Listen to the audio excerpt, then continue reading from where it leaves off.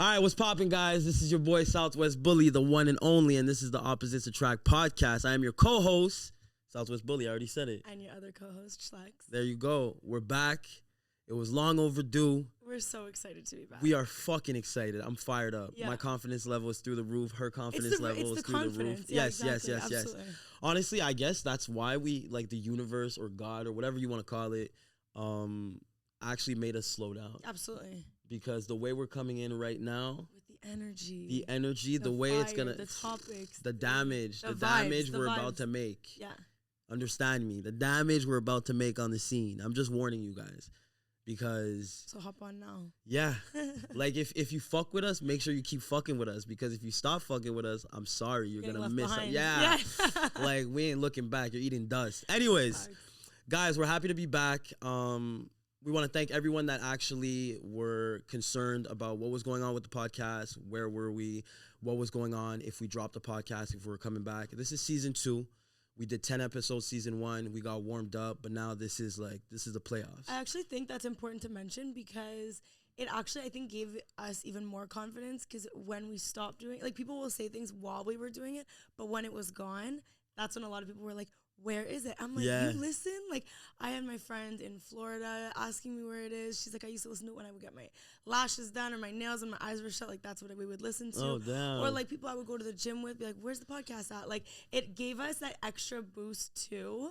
That, yeah, naturally, maybe we should have it within us, but it was just like, okay, is this what we should be doing? And it was just that reassurance that we're like, okay, people are missing us. Like, it but felt also, good. I think, coming from the fitness industry and being fitness entrepreneurs, to jump in the podcast space, to have banged out a whole season of 10 episodes, getting the great feedback, and then after having that little dormant season we had, it was like, yeah, we needed that confirmation 100%. Because we didn't know. We could have really dropped it and been like, oh, we just tried it out. But because people, like, I had people from Winnipeg, the States, people from everywhere were hollering at us like, yo, are you guys coming back? So we are back. And we're so excited. Wait. On that note. Yes. I want to have a little drink. I want to celebrate this. Oh, you want to pop a little? I don't know if this what is this? You brought this. What is this? It's Opposites Attract with Skirt. So it's a hard seltzer. It's Post Malone's hard seltzer in Quebec now. Okay. And we just need a little something. We'll just do a little cheersy. I don't drink, but... Because also, we're going to get into this, but Jay and I also haven't seen each other over this time. And nothing happened. It's true. But this is what we're talking about, like life getting in the way type thing. Yeah. In the sense that, of course, we know what to prioritize, but it was like I was traveling, and what's this one? I was traveling. Jay has a family. This is grape. You want grape? Because I'm black. Like, you want grape? No, I think I'm going to go lemon lime. Oh, you're literally the biggest weirdo. Why? I'm going black cherry. I'm authentic, dog. It goes with your outfit, though. That's why. Straight like that. We'll just do a little cheers. Cheers to us. Cheers to the podcast. Okay, so cheers to us. Cheers to the podcast. In Montreal, in Quebec too. The launch. Skirt. Honestly, fire. Let me get you a coaster and let's get into this. Let's get into the ketchup. Thank you, love. Because honestly, we've been everywhere. You've been traveling. You've been with the fam. You've been moving. Oh, I moved like what, 3 times in the span crazy. Of what? Since like I got back from Miami last. It was last. How many houses you been in? Since I got back? I don't want to know. 3. 4, including my sister's place. At one point, I was living on my sister's sofa because I was in between this place, that place. Because a lot of my friends are moving at this time, but it's hard. I know when it's like in that middle of that actual moving period when people move in whatever July and move out in September or whatever the thing is, and then you're like, I need a place in December. Everyone, like, there's nothing available. Yeah. Or there is, but they're just super like you're not getting what you want. It's very pricey. Because they know that people are desperate when you're looking in December. So they'll run it up. They run it up and you don't get your value for money. But I'm really lucky. Shout out to Kristen Fisher. She's with Londano Real Estate. She got me a nice place in St. Henry. Oh, that's perfect. Grateful. The kids love it.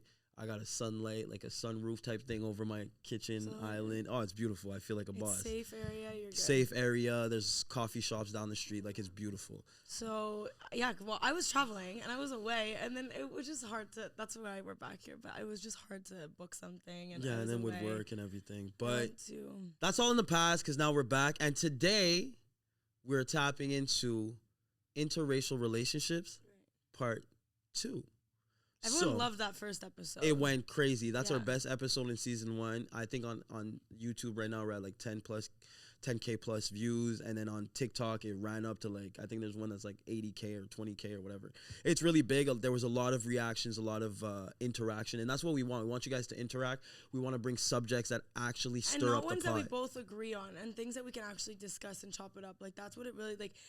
Dynamic, like opposites fuel the dynamic, diversity fuels the dynamic. That's what this whole podcast is about. It's getting 100%. Perspective from both sides, and we do agree upon a lot of things, but we can also educate each other about a lot of things, 100%. And we also can disagree about a lot of things. So there's something for everyone in this podcast. You might be able to relate to something Jay says that I say. Like we come from, if you're new here, we come from completely different backgrounds.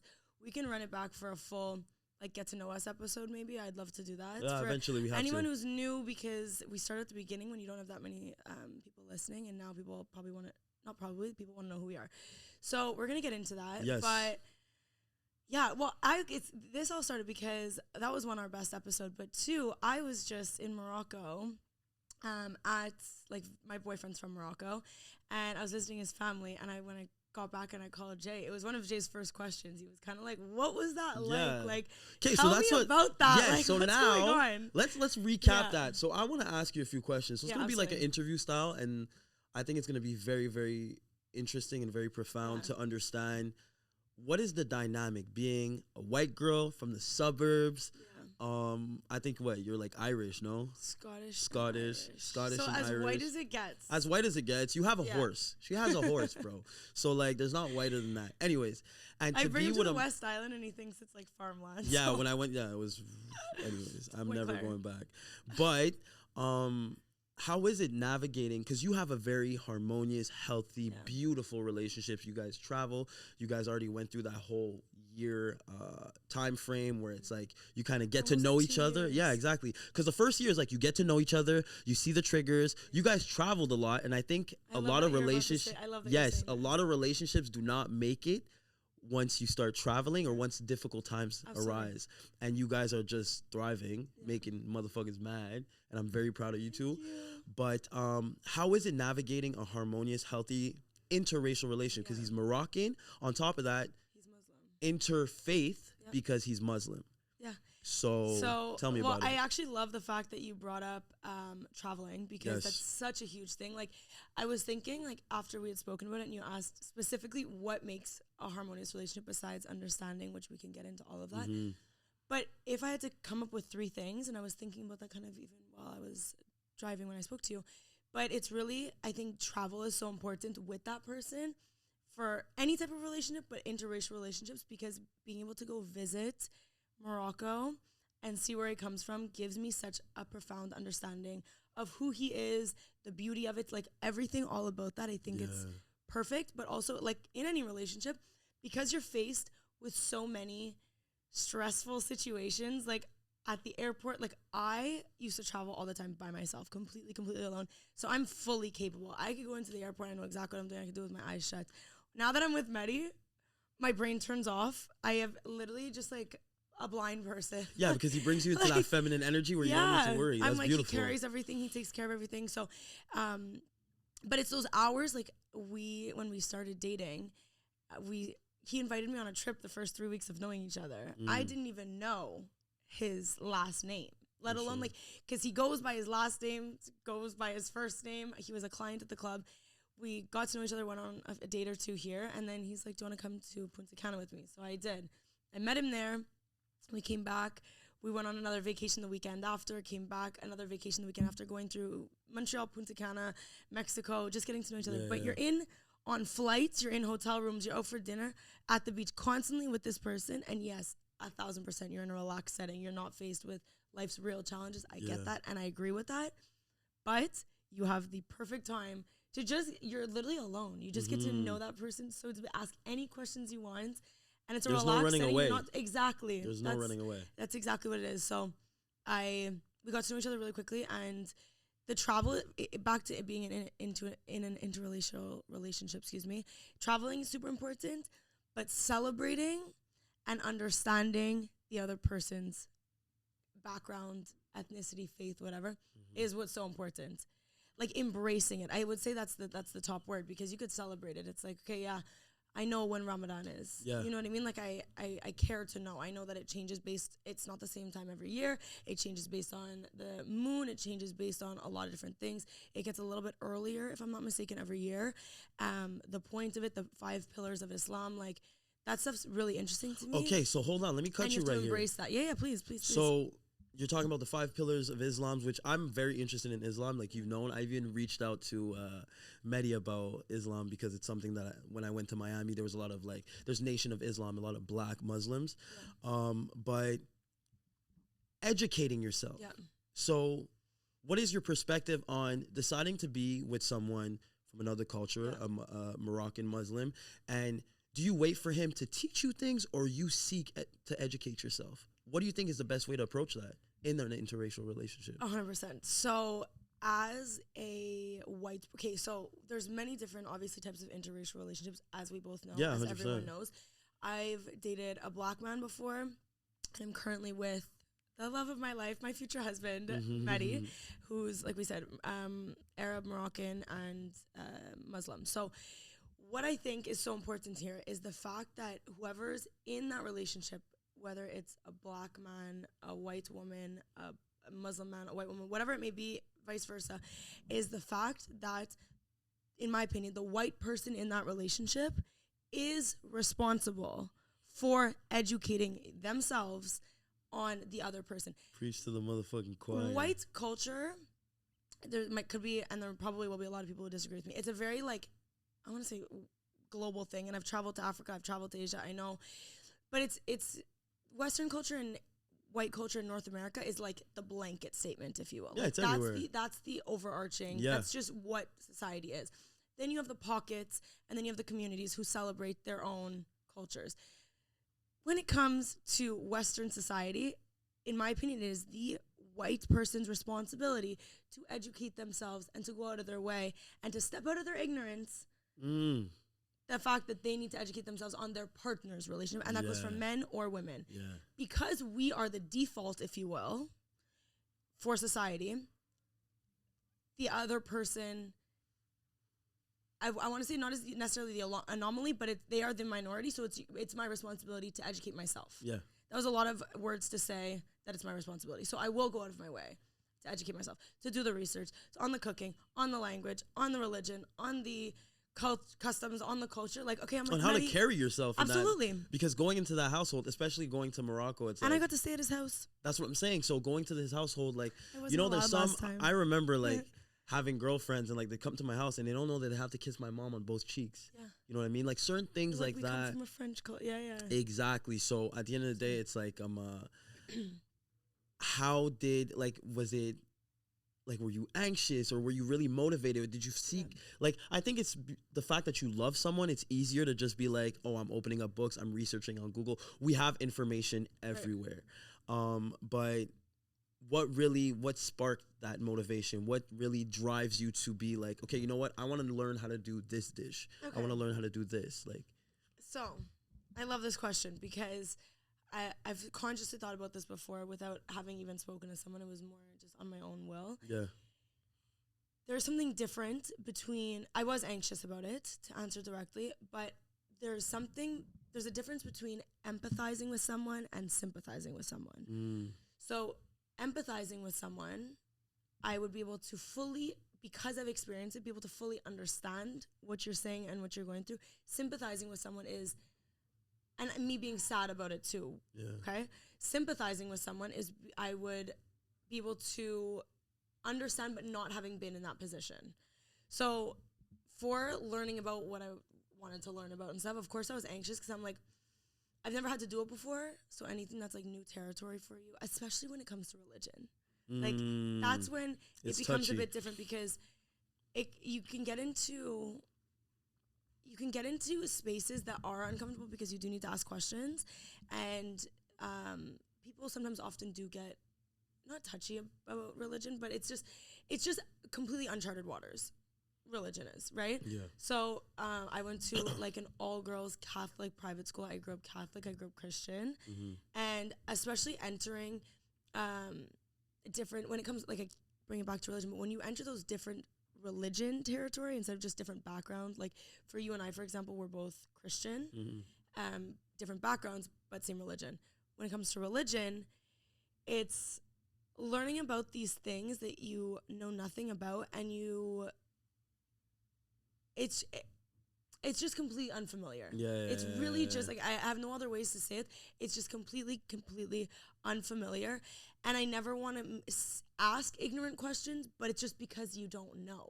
Exactly. You know so, what I mean? So how do you navigate not fumbling the bag? Like, it's because you're dating someone that loves you and you love them. So it's not, they know you're not coming from a bad place. Okay, there's a mutual understanding there that you don't need to be scared to ask those questions, because it's like, I mean no harm. Like, we're on the same team here in the sense of like, we're trying to get to the same goal of just having a level playing field, in the sense of like, teach me anything, even if it's so basic to you.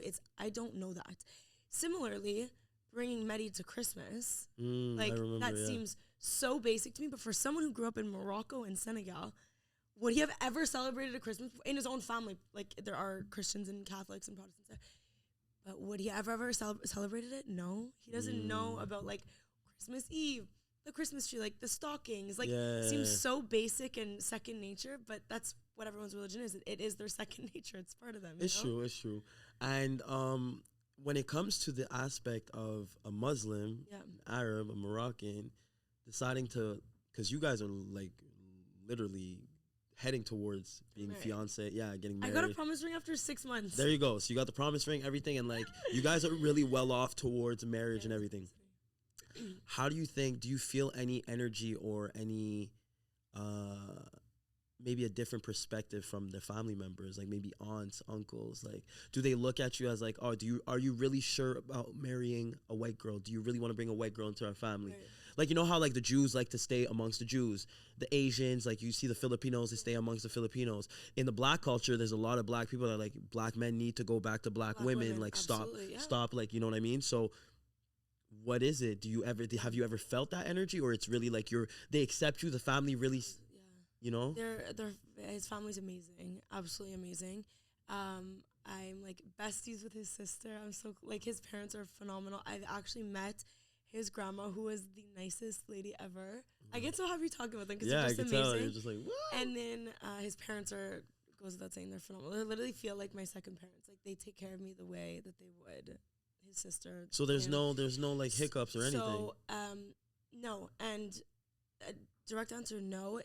They are super progressive, and it's not super traditional where they, I think, expected Mehdi to be with a Muslim.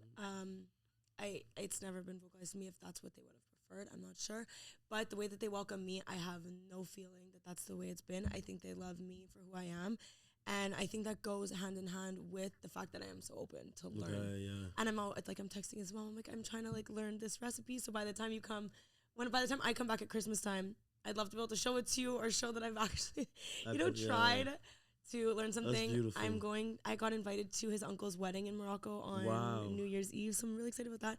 I'm gonna be wearing the like a Moroccan wedding dress. Like, I won't be showing up in like an Opali dress, or like a Fashion Nova moment. Like, I will be showing up in, like, I tried it on. We're gonna do the whole thing, and then and also, like, I'm super supportive of Ramadan. Like, I spoke to his parents, but like, I want to learn. Like, I have a true, genuine, deep interest and desire to learn. Okay, would you do Ramadan? Absolutely. Yeah?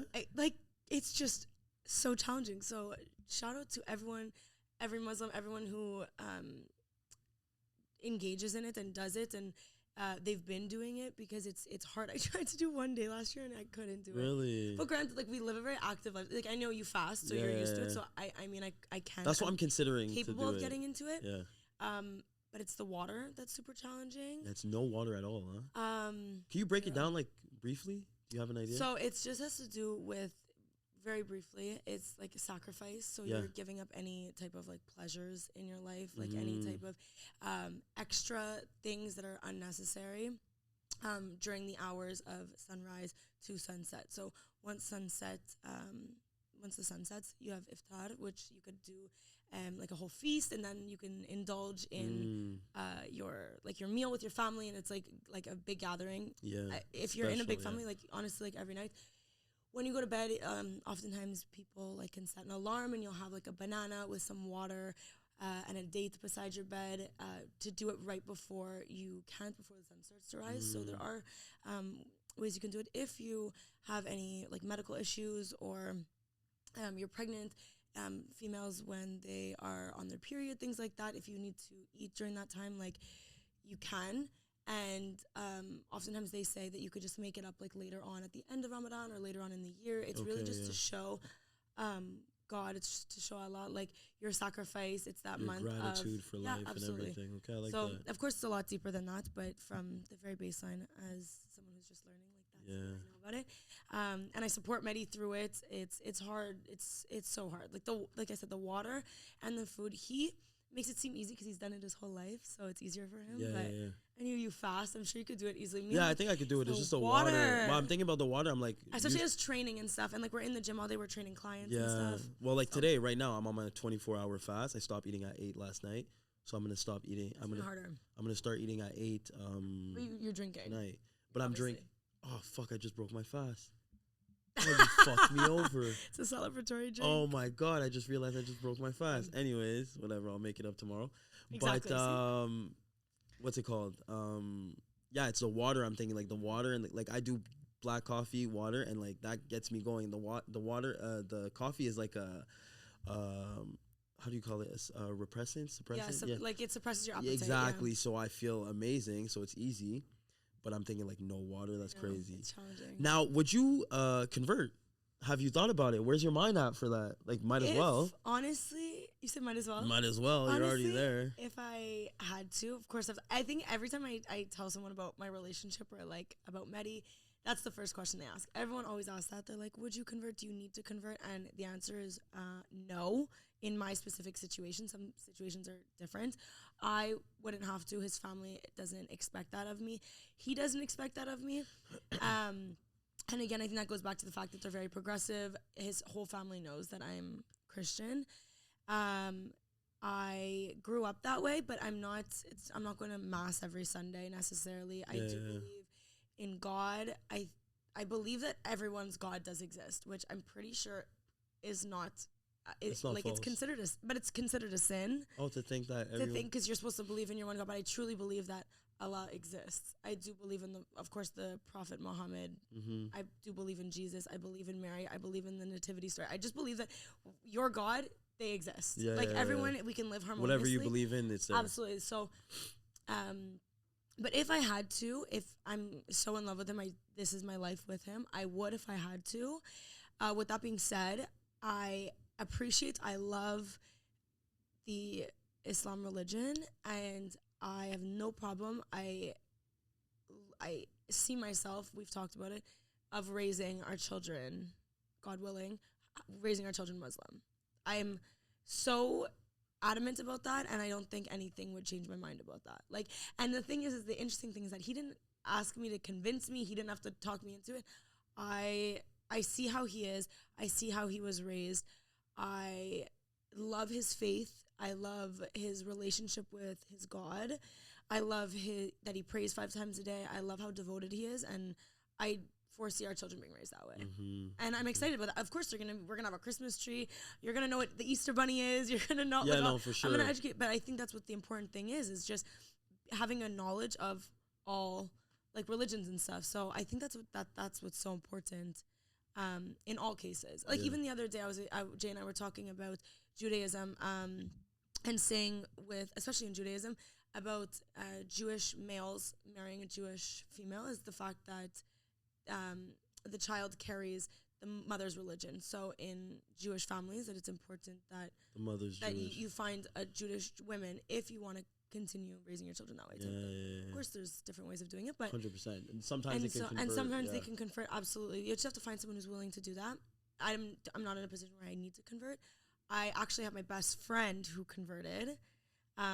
They actually call it a revert in Islam. So she is considered a revert. So she was Christian and then she went to but now she's Muslim, and I look up to her so much. Like I can just tell she's even a different person. She's so calm. She's so patient. She's always been kind and stuff. But of course that comes with maturity, because there's been a timeline since she was Catholic. She was never like super in touch with her Catholicism and Christianity necessarily, besides Easter and Christmas and celebrating those holidays.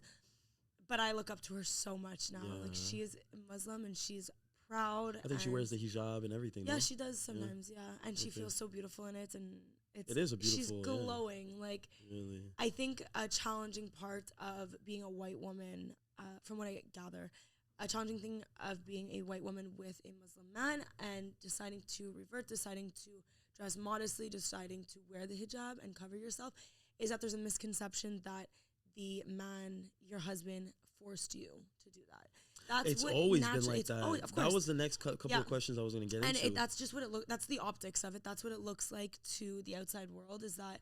But that's a stereotype. That's absolutely. It's an implicit bias. And you're somewhere and you just see a white girl with a Muslim man, or whatever the case might be. There's obviously black Muslims and stuff too. And when the woman is covered up and she's not Arab, a lot of people have that misconception that it was her husband, it was her boyfriend, it was her partner that either encouraged it or forced it upon them. And that's oftentimes not the case. Like, because they portray Muslim men or just Arab men as controlling men that are like, cover up, don't wear this, don't wear that. And now that's where I wanted to head in my next question, is that you're a trainer, you work hard on your body, you show off your curves, you wear tight clothing. How is that ever an issue that arises in your relationship? Is it something that you're trying to work on? Like, where are you at with that? I think that Medi's understanding of the context of situations. So if and also, like, I think I dress tastefully too. Like, back in the day, if you were to see pictures of me in like a high school, like, yeah, but you're talking high school, you're figuring your shit out. 100%. But even like stage up, I was like, girl, get together. And again, a lot of these things that I say, it's not even religion that comes; it just comes with maturity. So take everything I say with a grain of salt. But Medi understands the context. Like, of course, I'm in the gym. Like, I'm gonna be wearing shorts and a sports bra. Like, yeah, go for a run. Of course. Like, he would never say anything. He would never tell me what to wear either. He's also very honest. I trust his opinion. He's very honest about if I put something on, he's like, girl, what are you wearing? What are you wearing? Like, pause. You know what I mean? And not necessarily from a standpoint of like cover up, but just like this is looking whack, you know? Oh, like, for real. You know? And I'm just like, yo, shout out you, because I'm just trying to walk out of the house like this, and then he'll tell me. I end up putting an outfit on, and when he tells me he likes it, I'm like, okay, then it's fire. You know? Because otherwise, I'm like, oh.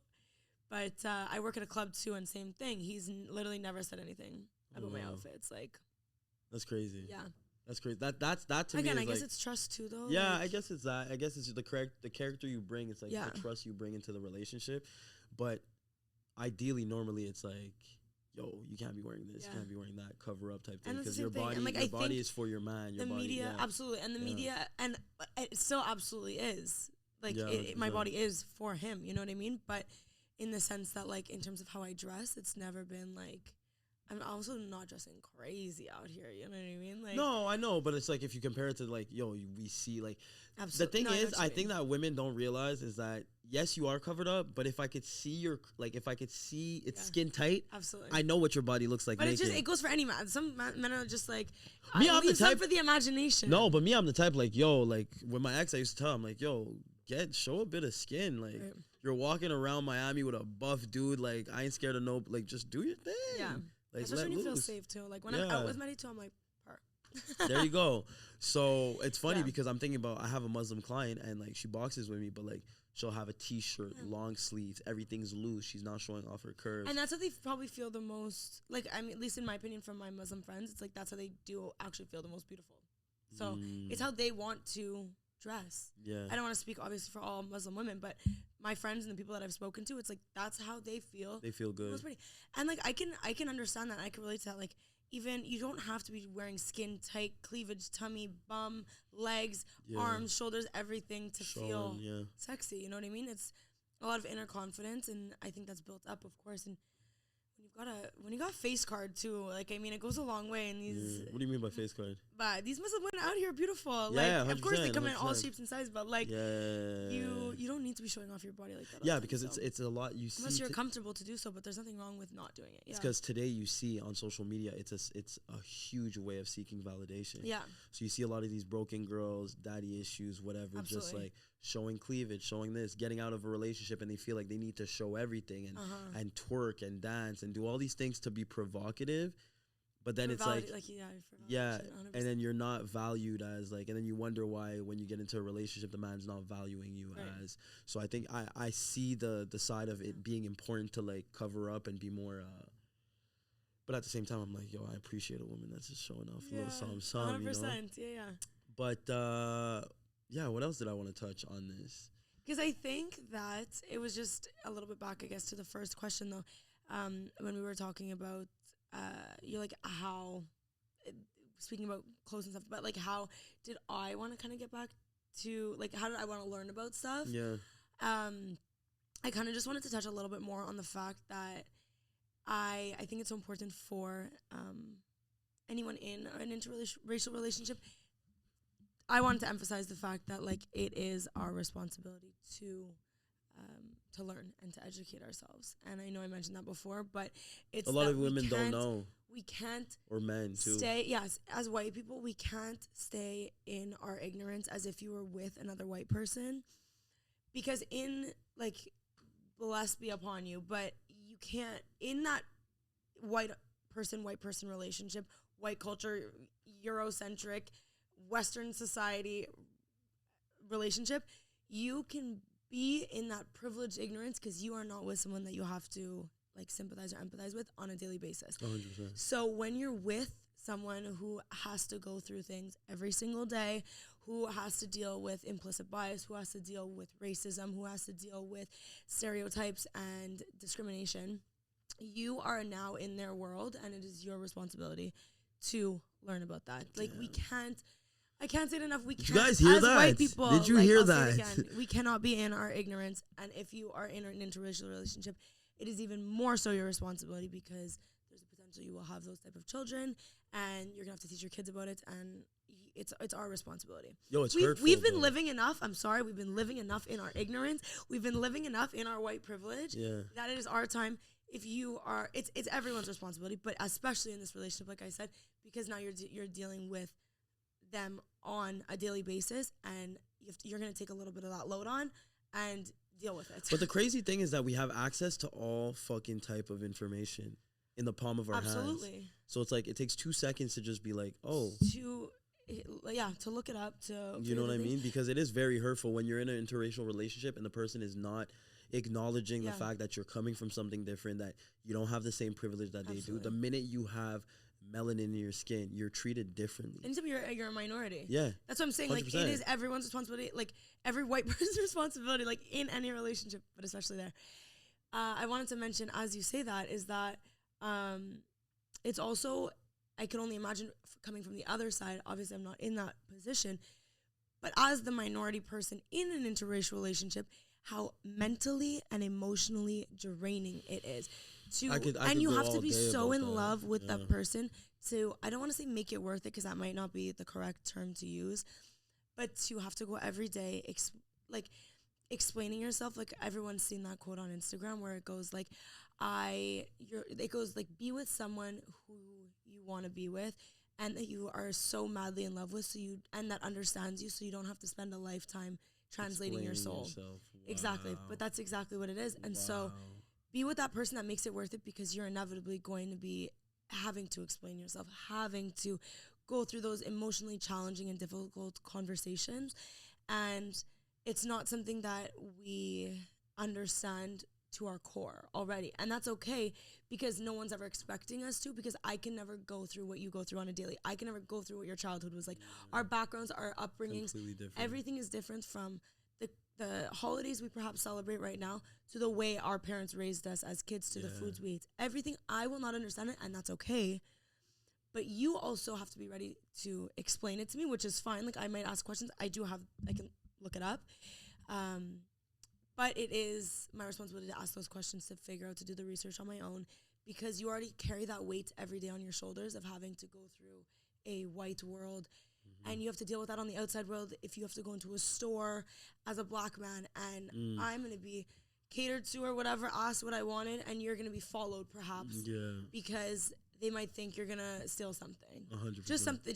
Just as an example. And it's, you have to carry that outside in the outside world, and you have to deal with that facing on every day.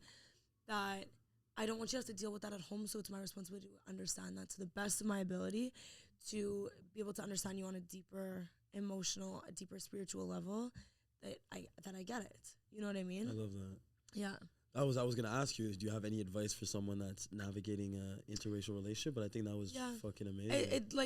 Three concrete things that I found Medi and I do, and that I try and do, is ask questions, support and appreciate. Like, my favorite thing that Medi does is when he prays. I love it when he prays. I don't know why. Like, it's just, he has his prayer mat and he sets up, and like at the beginning of our relationship, like he would go upstairs to do it in our condo, he was a bit nervous, or he'd go downstairs and do it, and like it's in silence, but like of course he stands up, he goes down onto his knees, he stands up. There's like a whole motion within it. It takes a few minutes, and at the beginning of our relationship, he would be upstairs while I would be downstairs, or vice versa, and he would bring the prayer mat where I wasn't. And now I'll just be sitting on the couch, and like if I call his name and he doesn't reply, I know that he's praying. Wow. And then if I have a question to ask him, I'll be like, and like I said, and he doesn't answer, it's because he's praying. But I love watching him. I just think I just look up to him so much for it, and his devotion is just incredible. But all that to say is that I think embracing the culture, celebrating the culture, so those go hand in hand. Of course, it's like, I want to celebrate your holidays, I want to celebrate your food, and like support actively, keyword, actively supporting it, not just being like, yeah, okay, Ramadan, cool, like you're gonna do it in March this year, like whatever. Actively supporting it, being excited about them for it, because there's no like Christmas equivalent or Hanukkah equivalent or Kwanzaa equivalent of like gifts and celebration and this and that, the way we drink and party and celebrate like that, as there's no equivalent directly as in Islam. Yeah. So I was like, what is that? Like, do you have one like that? And he's like, that was right at the beginning. And he's like, no, like our biggest holiday is Ramadan. And in my mind, I'm like, okay, we get gifts. Like, it's so much gluttonous. It's so much, I don't want to say greed, but it really is. It's about family time. But we get gifts as children, and there's the food and the cakes and the celebration, which is very commercialized. Absolutely, 100%. But like, I don't consider Ramadan, myself it's Christian. like as children, like your food is taken away for the day and stuff, and there's so much beauty in it. But it's actively celebrating that person's background, culture, language, everything, wanting to learn, embracing it, so wanting to learn and like taking it on like that, and then traveling together. I know that's coming again from a very privileged standpoint, because not everyone has that opportunity.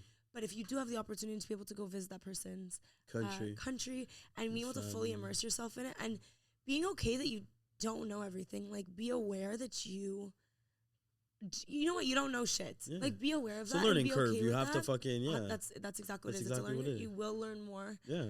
And at the beginning, it's really challenging. But as you start to learn some things, it's going to come. And like you said, we have our phones now. Being able to travel is such a big thing, and being able to fully immerse yourself in that. And I'm like, I've been to Morocco twice now, just being in his home and seeing the way, and then you better understand that person as well. Like when I'm in Medi's home, and the way his sister and mom like do things, and then the way him and his father act, and then when I come back, I'm like, okay, that's why, because like that's how it's been his whole life, and like I love that, and I can do those things for you. But now I know it's not just you asking me to do X, Y, and Z for you, which I have no problem doing. I actually love doing it because I love feeling needed like that. Yeah. Especially when it comes to household things. But his father and his mother, like their dynamic, and then I can kind of take on that role a little bit too, and in my own way, in Canada, but being able to take on that role in my own way. That's beautiful. Yeah, I love it. Dope. And just learning, and it's just, like I keep saying, it's really actively learning. That is the key. Yeah, because if you're not actively learning, you're creating this whole energy of ignorance, and that is a form of abuse in an interracial relationship, because you cannot look at your partner and be like, I love you, I love everything about you, but never ever invest the time or even ask the right questions to understand, who am I really with? Absolutely. What are their challenges? What are they going through? How can I better his situation, or even just her situation, or just make that person feel more comfortable navigating through this relationship and through life. And when you are in that relationship, I feel like I've mentioned in different ways now, but when you are in that relationship, we as white people don't have the privilege. You never have the privilege, but even more so, we don't have the privilege of being ignorant anymore. Yeah, you can. So you really can. You never do. And I want to hammer that nail on the head or whatever the expression is. But the fact that, like, even more so, if you want to be with that person that is not white, that is not, and I'm just speaking to white people because I can speak and I want to tell you guys what to do. Navigates a lot around. But it's literally just the fact that, like, you want to be a part of their life because of whatever the reason why you're in love with them, of course, from the soul. But some people, it's either it's the fetishizing, it's because of I want a light-skinned beauty, child. it's because of that, absolutely. It's for whatever those reasons are, those superficial perhaps, because whether it's the social status that comes along with it, whether it's the beauty of that person and external beauty, whether it's you want to have kids with them, it's those things that you can get out of the relationship. If you want those things, then what you need to do is be even more so actively working towards it. You don't have the privilege of being ignorant anymore, so that's your responsibility to, like, take that on, you know? Yo, I love that. You know, I'm gonna drink to that. Oh shit, yeah, fuck, I'm so mad. Why? Because you already had a sip, so cheers with me. God damn. All right, guys, so wait, what are we at time-wise over here? Are we okay, so we gotta wrap it up. Yeah. But briefly, yeah. Even if we talk for like 10 more minutes, I'd love to hear, before we get into the next episode, I'd love to hear a little bit about, because I know you could probably talk all day about it, but any type of, I've spoken about healthy and harmonious relationships, and of course, we run into our own, every couple does run into our own struggles and problems and things. What did you find, coming from the non-white privileged standpoint, what did you find as the biggest, like, struggles that you've had? Like, the one that comes to your mind immediately, like, culture-wise, with your children, like, I guess actually save children, if you don't mind. I'm gonna keep that. Everything. I'm gonna keep it. I'm gonna keep it because we are gonna dive into interracial parenthood, yeah.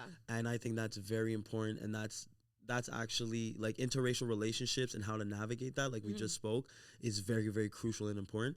But parenting, it's like now there's another innocent being that's involved in this whole thing, and it's like I feel like a lot of parents, because it's a half-half type of thing, they just focus on, like, okay, like, my son's half Colombian.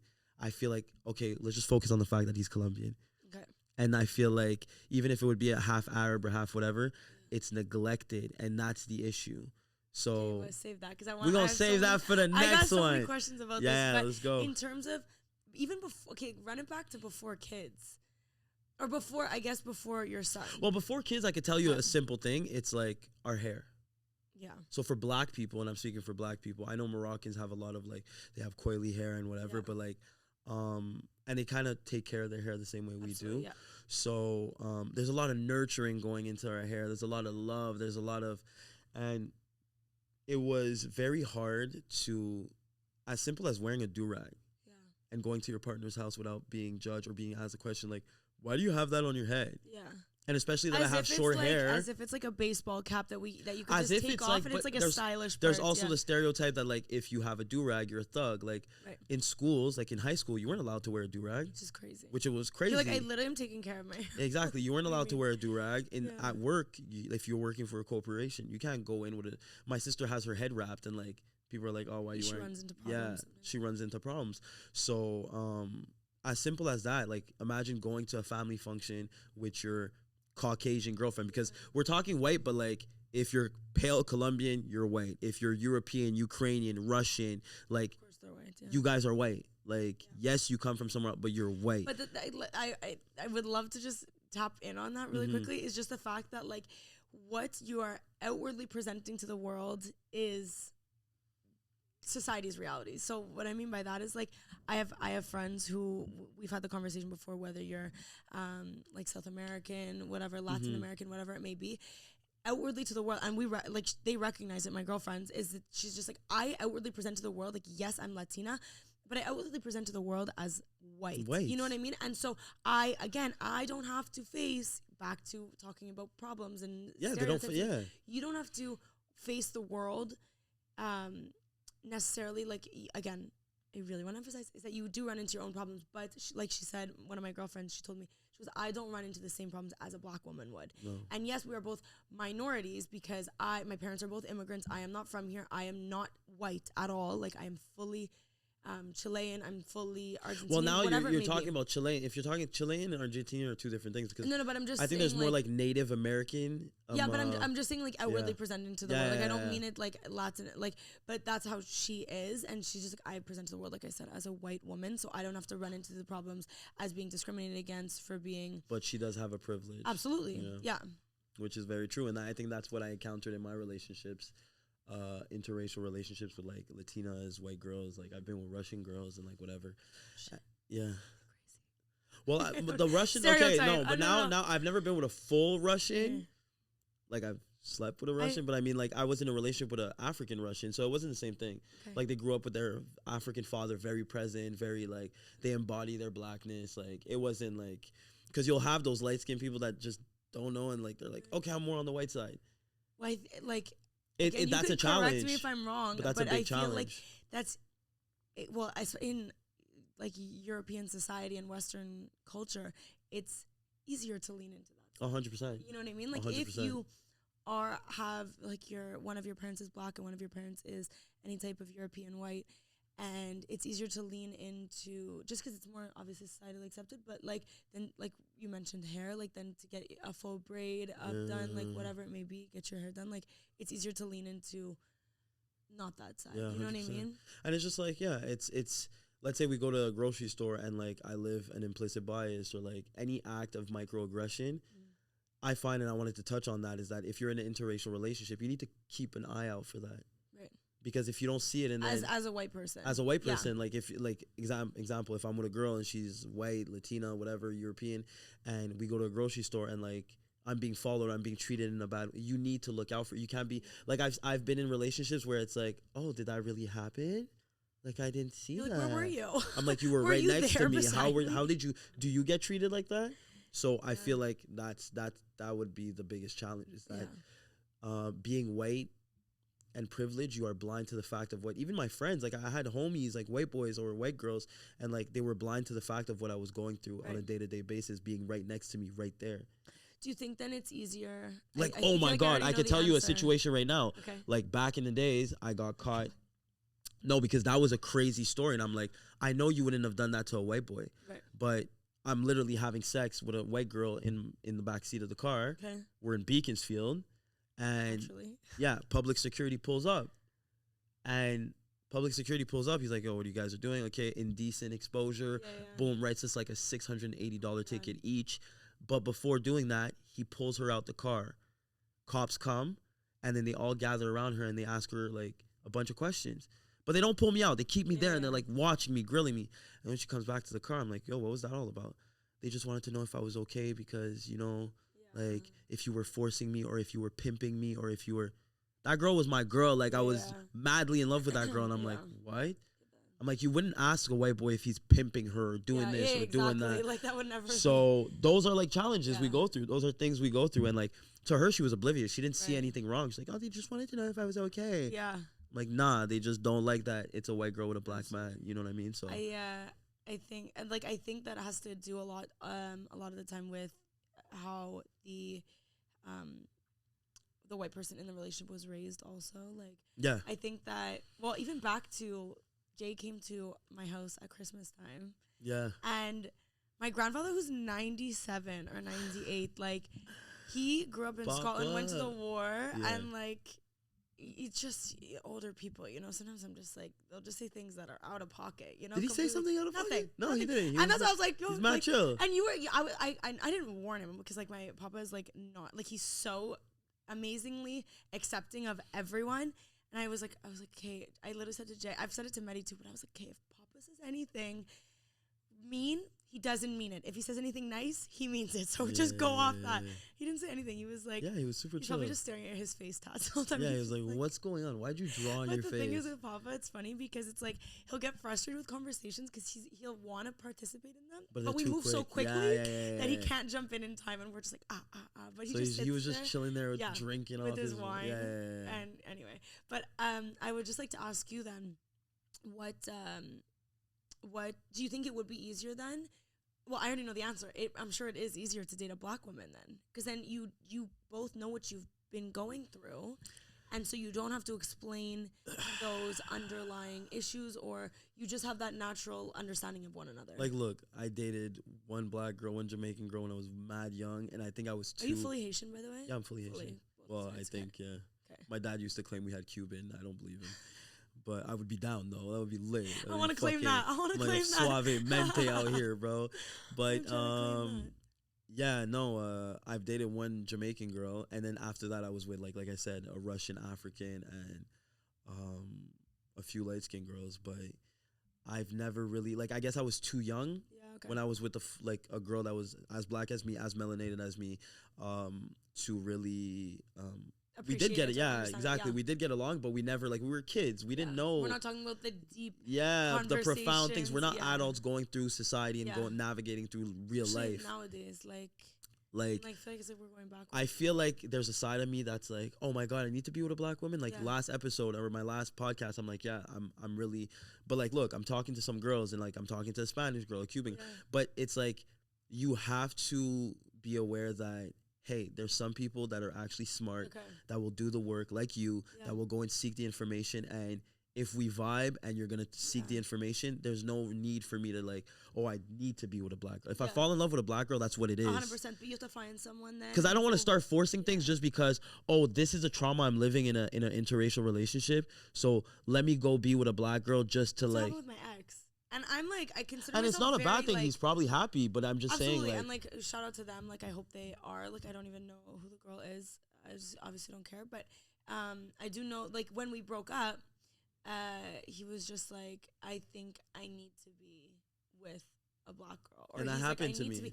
And that's okay. And but the thing is that even for me, because obviously everything happens for a reason, because I'm so happy right now, and this is my person that I'm with right now. But it's interesting because I'm also one of those people who, not to pat myself on the back and I say, but I'm the type of person that would do the work. You know what I mean? That's what I'm saying. Exactly. And that someone that takes initiative. That's what you need. But that comes from how I was raised. And that's kind of why I brought up my family, is that if you are not, it's a parent's responsibility, but also if your parents didn't do a good job at it, as an adult, it is your responsibility to expose yourself. But we've talked in previous episodes about it. It's if you grow up in Kirkland, Beaconsfield, Centerville, Bay Durfee, and you are just only going to that school in your community, and you're only going to that soccer practice, and you're only going to that dance class, all the people around you right now are going to be white. And that emphasizes and that contributes to those biases, and that contributes to just, you're only creating that white reality around you, and then you perpetuate that white reality around you, and then you take that through you on in life. Even when you move to a city, even when you move there, that's what you're exposed to. So as an adult, it is your responsibility to learn that, and then also as parents, I think it is their responsibility, because that's what my dad taught me. Shout out Steve, shout out my dad. My dad always says, any picture my dad shows me, my dad only grew up with, my dad played basketball his whole life, and he always said that it's literally just your dad was hey, tell Jay to come play basketball. Yeah. Thinking I know how to hoop, but I don't. No, I think he was just inviting you because he wanted to hang out with you. Yeah, that's my dog. I need to go check him. But listen, just to round off everything, I've met a single black mom that grew up in Saint Constant, and talking to the person, and I'm she's telling me how her daughter's at daycare, and all the white kids. I couldn't imagine. Yeah. All the white kids are trying to touch her hair. Oh my God. And the school teachers are because you have an application when you're a parent, you have an application, and you could see what happened during the day, and they're it was a super good day for, let's say my daughter's name, Summer. Everyone loved playing with her hair. But see, you see the issue. But being that black mom, from my daughter's being pet like an animal. Exactly, but that black mom being from that area didn't see any wrong in it. because she grew up with a bunch of white people that did that to her. She wasn't exposed to black people. So for her, it was like, and she's a black mom, and she speaks like a Quebecer. She's like super French, super Quebecer, super like, no, there's nothing wrong with it. Wow. You know what I mean? So at the end of the day, it's like, it's really the law of exposure, what you're surrounded by, because even if I do decide to be with a black woman, she could be unaware of some stuff. I used to be a black dude that was unaware of a lot of things that were happening in my life. It's okay, because you took responsibility and you started to learn. I have another friend. He's her hubby's a lawyer, and he works at a law firm, and they have a committee in that law firm where they're only like, there's 7. Black? Yeah, he's half black. Okay. He's Afro-Latino, and there's 700 employees, so 700 lawyers in that firm across Canada. Okay. And every like kind of couple of months, they do like a little thing where 17 of them or 15 of them are black. So they have like a black committee. Oh, fun. And they go do their thing, which is That's dope. Good, yeah. But now he's realizing, being exposed to always being around his white family and everything, he's realizing, oh, I'm not getting a lot of files at work. I'm not getting a lot of, and he's realizing, being with those 17 black people out of the 700, that fuck, we're living injustice. Yeah. But he would have never realized that before going to that committee. Yeah. So it's like, it's things like that. Like whether you're black, whether. But then what do you have to fight against that? Or is that just going to like. Well, as a black person, that's the racist society we live in. Then it's like, do I fight against it and like get nothing? Or no, as a black person, I just think like, yo, you got to be, your skin got to be tough. You got to be resilient. You got to speak up. How do I get more files then? Open up your own law firm, my dog. Like, you know what I mean? Like black owned, straight up, black excellence. That's what it is. Facts. All right, guys. So this was the opposite to try. I'm so mad. I'm like, yo, I fucked up my fast. It's all good. But no, it's for the comeback. Yeah, it's for the comeback. It's for a good cause. Guys, this is the Opposites Attract podcast. Remember, subscribe to our YouTube channel. Follow us on Instagram. Follow each of our accounts at Follow us on Shlex. TikTok. We're running it up on TikTok. Our TikTok's doing good, no? Doing well. Doing well. Sorry. Wow. Okay, so no, it is, but we're gonna do a lot more edits. Like I'm gonna teach Jay how to edit so we can get like one up a day at least. Yeah. Because if you teach me how to edit on TikTok, I'm done. He does the YouTube, I do TikTok, and he does IG, but I send him the files. Who cares the back end? I'm gonna teach him how to do it so we get more content up. We need to get this. We want to get this out there, and I think there's a bunch of bangers that we talked about today, like a lot of pieces of information that are super important. Run it up on all of our socials. Remember, if you're white, it's your responsibility to educate yourself. You can't be living in your ignorance. You don't have the privilege of doing that anymore. And we're just so happy to be back. We're back, baby. We called each other today, and we're like screaming. We're literally like, I called Jay, and he's like, "What's up?" And I'm like, I'm so happy to be back. So no, because guys, you have to understand, we love this shit. It's like, it's our purpose, it's our calling, it's what we love to do. It's done. It's game over. Like, yeah, it's game over. We're back. You ain't crushing us. We got some fun topics coming up too. Like we're gonna, like I said, I think it's important. We're gonna wrap this, but it's important because we're gonna do an episode of really getting to know us. For anyone who's new, like all these podcasts that are coming out, we're gonna start getting new followers. So I think after these 2 episodes, our third one is gonna be a get to know us, and then we'll run it back with some juicy. They don't need to know. You just tap in. Spotify. No, but just know what's coming. All right, guys, deuces. Take it easy. Take care.